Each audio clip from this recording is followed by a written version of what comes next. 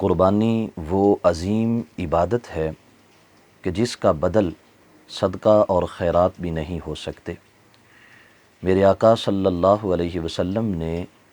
اپنی امت کے غرباء کو قربانی کے ثواب میں شامل فرمایا ہے۔ چند طریقے سرکار دو عالم صلی اللہ علیہ وسلم نے ارشاد فرمائے جن پر عمل کر کے وہ مسلمان کہ جو مالی طور پہ غریب ہے اور جانور خرید کر قربان کرنے کی استطاعت نہیں رکھتا، اگر ان طریقوں پر وہ عمل کرے گا تو رب ذوالجلال اسے قربانی کا ضرور بضرور ثواب عطا فرمائے گا۔ سنن ابی داود اور سنن نسائی میں حضرت عبداللہ بن عمر بن عاص رضی اللہ تعالی عنہما سے روایت ہے،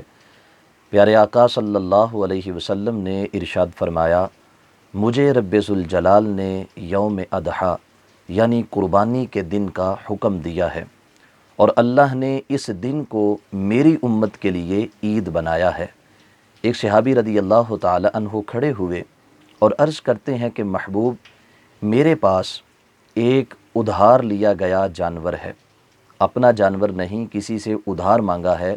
تو کیا میں اس جانور کو قربان کروں؟ تو پیارے آقا صلی اللہ علیہ وسلم نے فرمایا نہیں،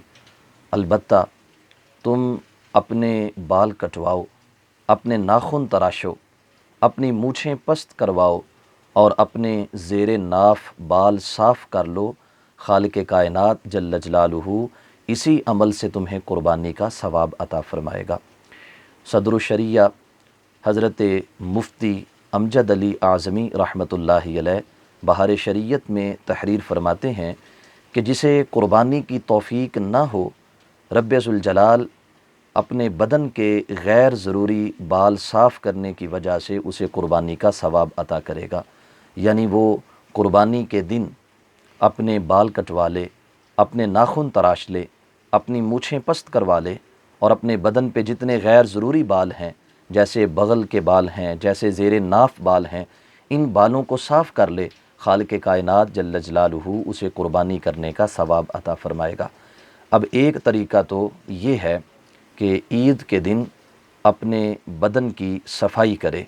تو بدن کی صفائی سے رب ذوالجلال اسے قربانی کا ثواب عطا کرے گا۔ دوسرے نمبر پہ حضرت علامہ اسماعیل حقی حنفی رحمۃ اللہ علیہ نے اپنی تفسیر روح البیان کے اندر اس حدیث کو پیش کیا ہے، سرکار دو عالم صلی اللہ علیہ وسلم کی خدمت عالیہ میں چند صحابہ کرام رضوان اللہ علیہم اجمعین نے حاضر ہو کر یہ عرض کیا کہ اے محبوب، ہمیں یہ ارشاد فرمائیں کہ کیا کوئی ایسا عمل بھی ہے کہ جس کی وجہ سے رب ذوالجلال ہمیں قربانی کا ثواب عطا فرمائے؟ جیسے بے شمار عبادات ہیں کہ ان کے بدل موجود ہیں، بعض عبادات ان کے نعم البدل موجود ہیں کہ اگر انسان اس کی استطاعت نہیں رکھتا تو وہ نیک عمل کرے یا کوئی دیگر جو سرکار دو عالم صلی اللہ علیہ وسلم سے طریقہ بیان کیا گیا اس پر عمل کرے تو اللہ اسے ثواب عطا کرے گا۔ جیسے طویل حدیث مبارکہ ہے، راہ خدا میں صدقہ اور خیرات کرنے والے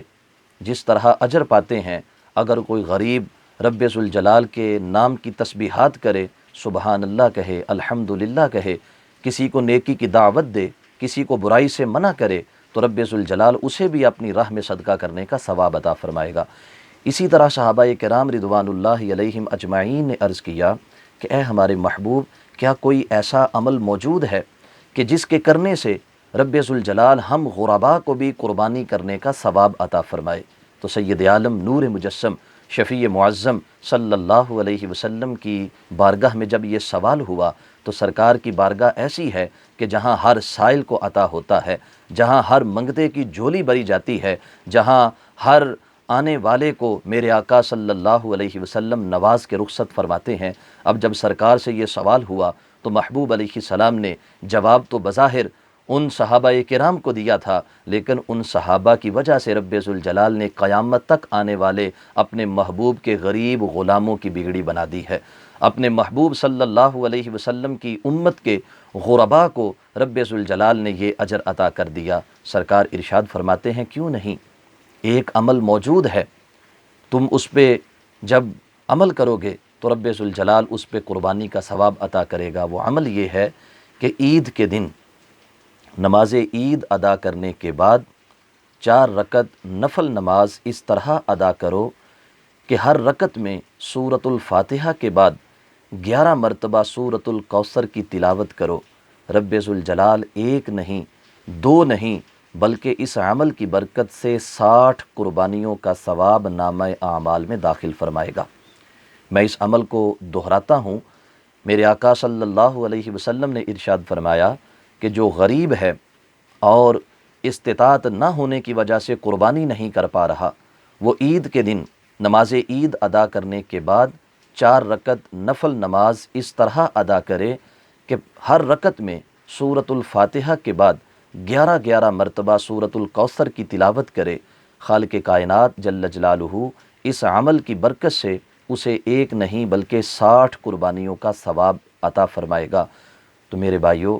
میرے آقا صلی اللہ علیہ وسلم نے اپنی امت کے غرباء کو کبھی فراموش نہیں فرمایا، اور قربانی جیسے عظیم عمل میں بھی سید عالم صلی اللہ علیہ وسلم نے انہیں شریک فرمایا ہے۔ اس واسطے آئیں ابھی سے ہمت باندھ لیں، جو ہمارے بھائی صاحب استطاعت نہیں ہیں اور قربانی کی وہ طاقت نہیں رکھتے، وہ ان بتائے ہوئے طریقوں پر عمل کر کے اپنے نامہ اعمال میں قربانی کے ثواب کو داخل فرمائیں۔ دعا ہے اللہ احکم الحاکمین ہمیں ہمیشہ پیارے آقا صلی اللہ علیہ وسلم کے بتائے ہوئے طریقوں پہ چلنے کی توفیق بخشے۔ وآخر دعوانا ان الحمد للہ رب العالمین۔